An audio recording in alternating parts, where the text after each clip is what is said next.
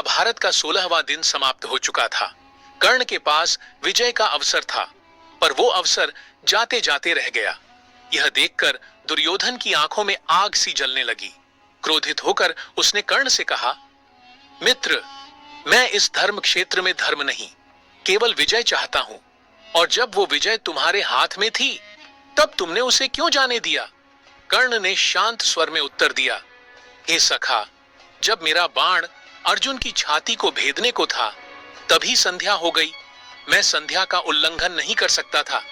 धर्म को लांघकर मिली विजय मुझे स्वीकार नहीं। परंतु चिंता मत करो मित्र, कल का युद्ध इतिहास में अमर होगा। यह कहकर कर्ण अपने शिविर लौट गया। रात्रि गहराती गई, पर कर्ण की आंखों में नींद नहीं थी। वो उस ब्राह्मण को याद कर रहा था जिसकी गाय का बछड़ा उसके कारण मारा गया था। ब्राह्मण ने तब कहा था, हे दानवीर, यदि तू जीवन दान नहीं दे सकता तो इस पाप का फल अवश्य भोगेगा। जिस रथ पर चढ़कर तू आज गर्व करता है, एक दिन वही रथ तुझे युद्ध भूमि में धोखा देगा। पृथ्वी तुझे निगल लेगी और जब तू सबसे जरूरी क्षण में होगा, तेरा धनुष निष्क्रिय हो जाएगा। कर्ण इस शाप की पीड़ा में डूबा था कि तभी एक सैनिक आया और बोला, प्रधान सेनापति कर्ण की जय हो, महारानी गांधारी ने आपको बुलाया है। कर्ण जब गांधारी के शिविर में पहुंचा तो वह मौन खड़ी प्रतीक्षा कर रही थीं। कर्ण ने सिर झुकाया और कहा, प्रणाम राजमाता। गांधारी बोली, मैं केवल राजमाता नहीं, अपने पुत्र दुर्योधन की मां भी हूं, और उसी नाते आज मैं तुझे पुत्रवत बुला रही हूं। कर्ण ने आदर पूर्वक उत्तर दिया, आप तो स्वयं इस राज्य की माता हैं। चाहे मैं दुर्योधन का मित्र रहूं या नहीं, आपका पुत्र कहलाने का सौभाग्य मेरा है।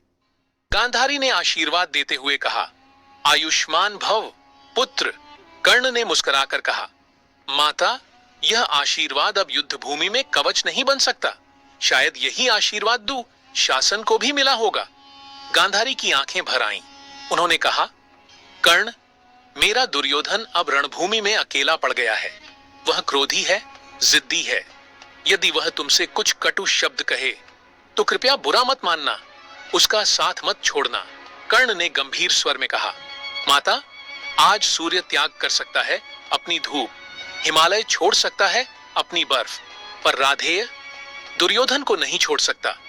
जब तक मैं जीवित हूं, दुर्योधन को मृत्यु छू भी नहीं सकती। गांधारी व्याकुल हो उठी, पुत्र, तुम बार बार अपने अंत की बात क्यों कर रहे हो? कर्ण बोला, माता, क्योंकि कल अर्जुन और मेरा अंतिम संग्राम होगा। या तो अर्जुन रहेगा या यह सूत पुत्र कर्ण। फिर उसने एक प्रश्न किया, माता, आप आज के सूर्य को हम दोनों में से किसके लिए देखना चाहेंगी? गांधारी मौन रही। कुछ क्षण बाद उन्होंने कहा, मैं चाहती हूं कि मेरा पुत्र और अर्जुन दोनों जीवित रहें।